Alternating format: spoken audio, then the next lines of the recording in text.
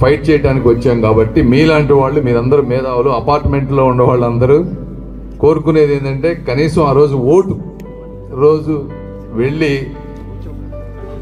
ఏదో మనకి ఎండ్ ఉందనో లేకపోతే టీవీలో ఒక్కోసారి ప్రోగ్రామ్, ఇంపార్టెంట్ ప్రోగ్రామ్ ఉందని ఇవన్నీ కాకుండా ఆ రోజు ఓటింగ్కి వెళ్ళి ఓటు వేయండి. ఎందుకంటే మీరు హైదరాబాద్లో చూస్తూ ఉన్నారు, తెలివైన వాళ్ళు ఉన్న హైదరాబాద్ లాంటి ప్లేస్లో చదువుకున్న వాళ్ళు మన ఓటింగ్ 45% వచ్చింది. 45% అంటే చాలా ఘోరం హైదరాబాద్ లాంటి ప్లేసుల్లో. సో చదువుకున్న వాళ్ళందరూ ఇళ్లల్లో కూర్చొని కేవలం కబుర్లు చెప్తే సమాజం మారదు.